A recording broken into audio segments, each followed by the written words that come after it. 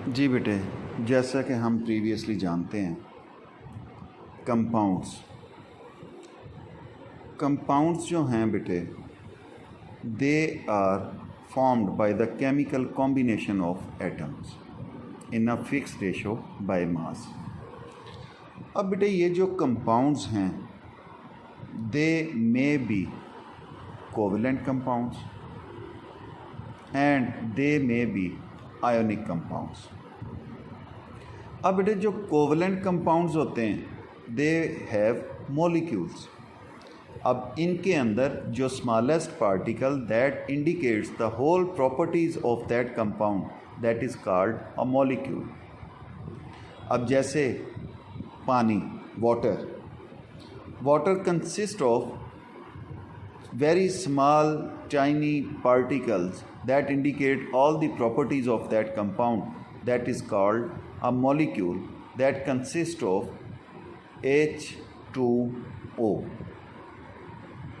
मतलब इसमें 2 हाइड्रोजन और 1 ऑक्सीजन का एटम जो है वो मौजूद होता है। अब बेटे ये हमें इंडिकेट कर रहा है कि 2 हाइड्रोजन और 1 ऑक्सीजन मिल के सबसे छोटा जो कंपाउंड का पार्टिकल है कोवेलेंट कंपाउंड्स का, वो बना रहे हैं, जिसको हम मॉलिक्यूल का नाम दे देते हैं। अब वहीं पर हमारे पास कंपाउंड्स की दूसरी category, that is called ionic compounds. अब इनके अंदर ये चूँकि आयंस पर मुश्तमिल होता है। जैसे हम एग्जांपल लें सोडियम क्लोराइड की।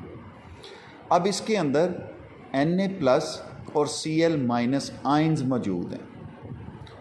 अब इनके पॉजिटिव आयंस को नेगेटिव आयंस ने घेरा होता है। यहाँ पर कोई डिफ्रेंशिएशन नहीं होती कि कौन सा नेगेटिव आयन कौन से पॉजिटिव आयन पर इन्हसार कर रहा है या कौन सा पॉजिटिव आयन कौन से नेगेटिव आयन के साथ जुड़ा हुआ है।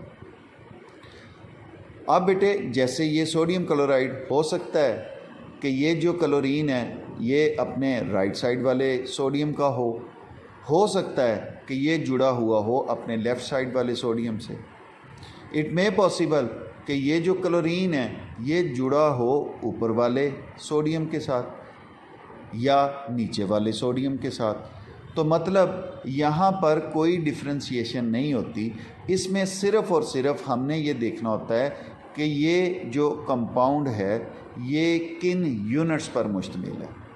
इसलिए बेटे इनके जो स्मॉलेस्ट पार्टिकल्स होते हैं आयनिक कंपाउंड्स के, that indicates all the properties of that compounds, they are called formula units. अब बेटे कोवेलेंट कंपाउंड्स के जो मॉलिक्यूल्स हैं उनके फार्मूलाज को हम नाम देते हैं मॉलिक्यूलर फार्मूलाज या मॉलिक्यूलर फार्मूला। अब हमारे पास जो आयनिक कंपाउंड्स हैं उनके जो फार्मूला यूनिट्स हैं उनको हम ज़ाहिर करते हैं फार्मूला यूनिट्स के साथ।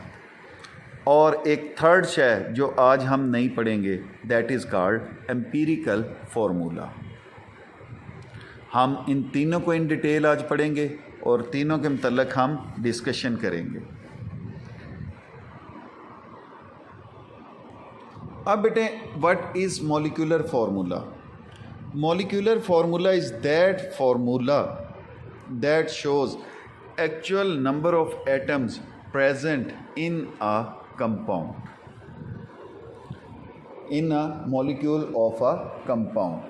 कि ये वो फार्मूला है जो किसी मॉलिक्यूल में मौजूद एटम्स की एक्चुअल तादाद को ज़ाहिर करता है। अब बेटे मॉलिक्यूल्स जो हैं वो चूँकि होते कोवेलेंट कंपाउंड्स के हैं तो इसलिए हम इनके साथ मेंशन कर देते हैं मॉलिक्यूल्स ऑफ कोवेलेंट कंपाउंड्स। जैसे H2O। अब H2O जो है वो ज़ाहिर कर रहा है कि इसमें 2 हाइड्रोजन और 1 ऑक्सीजन का एटम जो है वो मौजूद है। अब बेटे for example we take example of benzene.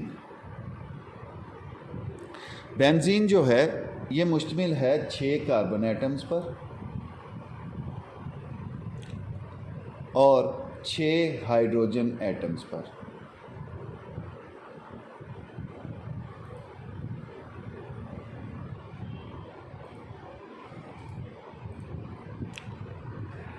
C6H12O6 glucose. It consists of 6 carbon atoms, 12 hydrogen atoms and 6 oxygen atoms. अब ये फार्मूला हमें उनमें मौजूद तमाम एटम्स की असली तादाद, एक्चुअल नंबर ऑफ एटम्स बता रहा है। Sugar C12H22O11, it is showing that it consists of 12 carbon atoms, 22 hydrogen atoms and 11 oxygen atoms.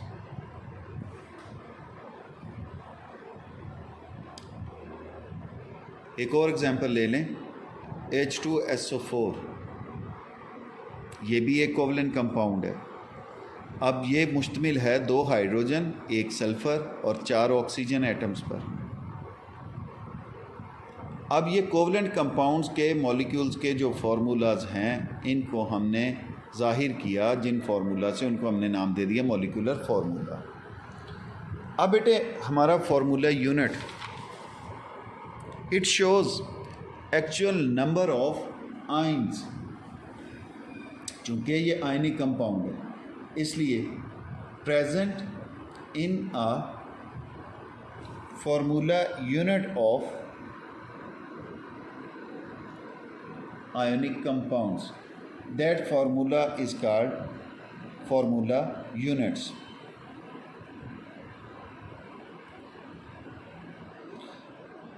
It is defined as the simplest whole number ratio of ions as present in the ionic compound. अब चूँकि ये ions की हमें ratio बता रहा है, actually वो कितने मौजूद हैं किसी आयनिक कंपाउंड के अंदर, तो उसको हम कहते हैं formula unit.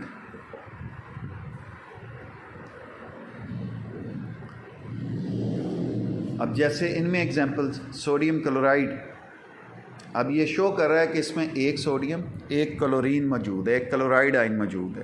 Potassium bromide, 1 potassium का एटम और 1 ब्रोमाइड का एटम। CaCO3 कैल्शियम कार्बोनेट, अब इसमें हमें आयन्स बताए जा रहे हैं कि 1 कैल्शियम का और 1 कार्बोनेट आयन जो है वो इसमें मौजूद है।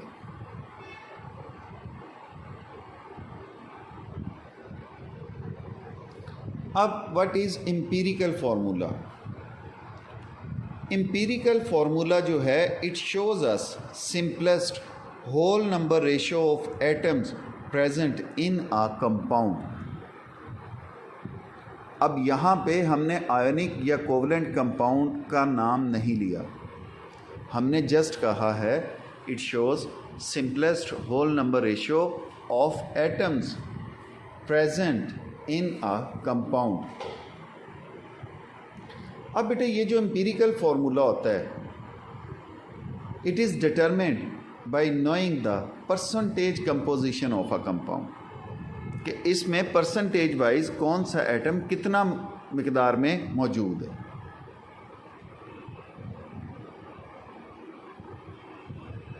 कोवलेंट कंपाउंड्स में ये हमें सिंपलेस्ट रेशियो बताएगा। अब ये जो हमारे पास एम्पिरिकल फार्मूला होता है, फॉर एग्ज़ाम्पल हमने कहा कि हमारे पास वज़न के लिहाज से 1:8 में मौजूद है वाटर के अंदर।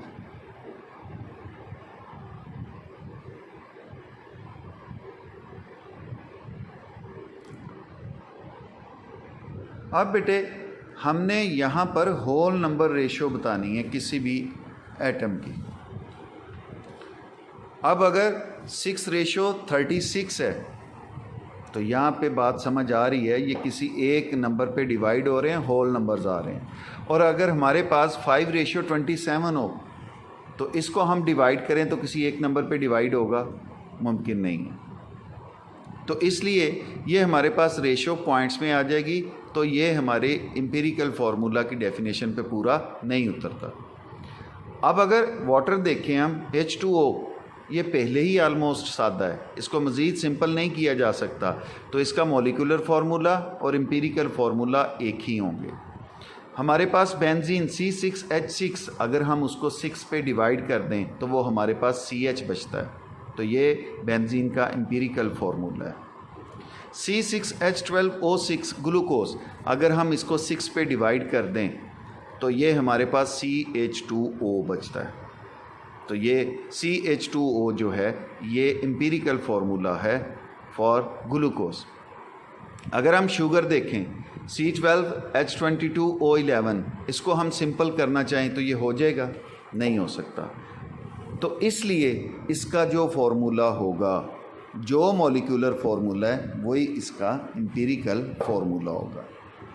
सल्फ्यूरिक एसिड, हमारे पास यहाँ पे एटम्स अगर हम देखें, हाइड्रोजन 2, सल्फ़र 1, ऑक्सीजन 4, अगर हम इसको मज़ीद सिंपल करना चाहें ये हो जाएगा, ये नहीं हो सकता। जब ये मज़ीद सिंपल नहीं हो सकता, इट मीन्स इसका भी मॉलिक्यूलर फार्मूला और एम्पिरिकल फार्मूला सेम है। अब अगर हम फार्मूला यूनिट की तरफ आएँ तो फार्मूला यूनिट जो हैं वो मज़ीद सादा में तब्दील नहीं हो सकते, तो इसलिए जो उनके फार्मूला यूनिट्स होंगे वो ही उनके एम्पिरिकल फार्मूला होंगे। जैसे sodium chloride, potassium bromide, calcium carbonate, अब हम इनको मज़ीद सादा में तब्दील नहीं कर सकते, तो इसलिए ये हमारे पास एज सच लिखे जाएंगे। अब यहाँ पर हमने देखा कि कुछ मॉलिक्यूलर फार्मूलाज जो हैं उनको हम सादा में तब्दील कर सकते हैं, तो इसलिए उनके मॉलिक्यूलर फार्मूला और एम्पिरिकल फार्मूला डिफरेंट है। जबकि कुछ जो हमारे पास कोवलेंट कंपाउंड्स हैं उनको हम, उनके फार्मूलाज को हम मज़ीद सिंपलर में तब्दील नहीं कर सकते, तो इसलिए उनके एटम्स के दरमियान सिंपलेस्ट होल नंबर रेशियो जो मुमकिन है वो पहले ही मौजूद है, तो they have same molecular formula and empirical formula. जबकि वहीं पर हम कुछ जो मॉलिक्यूलर फार्मूलाज हैं उनको सिंपलर में तब्दील कर सकते हैं, तो इसलिए उनके मॉलिक्यूलर फार्मूला और एम्पिरिकल फार्मूला जो हैं वो एक दूसरे से मुख्तलिफ हैं। आयोनिक कंपाउंड्स की सूरत में we have same formula unit and empirical formula because they are already in simpler form, और उनको हम मज़ीद सादा में तब्दील नहीं कर सकते, इसलिए वो सेम होते हैं उनके मॉलिक्यूलर फार्मूला भी और उनके एम्पिरिकल फार्मूलाज भी। अच्छा जी, अब यहाँ पर यह भी याद रखना ज़रूरी है कि कोई एक ख़ास नंबर होता है जिस पे हम उसको डिवाइड करते हैं तो हमारे पास एम्पिरिकल फार्मूला बन जाता है, या हम दूसरे लफ्ज़ों में कह लें कि अगर हम एम्पिरिकल फार्मूला को किसी ख़ास नंबर से मल्टीप्लाई कर दें तो हमारे पास दोबारा से मॉलिक्यूलर फार्मूला आ सकता है। अब बेटे फॉर एग्ज़ाम्पल ये बेंजीन, अब इस बेंजीन को अगर हम 6 से मल्टीप्लाई कर दें तो हमारे पास दोबारा से C6H6 बन जाएगा, जो कि उसका मॉलिक्यूलर फार्मूला है। CH2O ग्लूकोज का एम्पिरिकल फार्मूला, अगर हम इसको 6 से मल्टीप्लाई कर दें तो हमारे पास फिर से मॉलिक्यूलर फार्मूला जो है वो बन जाएगा। तो हम कह सकते हैं एम्पिरिकल फार्मूला में अगर हम n से मल्टीप्लाई कर दें तो हम मॉलिक्यूलर फार्मूला दोबारा हासिल कर लेते हैं, और n की वैल्यू जो है वो 1 2 3 4 5 एंड सो ऑन, वो मतलब कोई भी एक वैल्यू हो सकती है जिसके साथ हम मल्टीप्लाई करने से दोबारा मॉलिक्यूलर फार्मूला हासिल कर सकते हैं। यहाँ तक रखते हैं। इंशाल्लाह ताला नेक्स्ट वीडियो में हम नेक्स्ट टॉपिक देखेंगे। Molecular formula, formula unit, empirical formula, ये आज के हमारे टॉपिक्स थे। फ़ी अमानिल्लाह।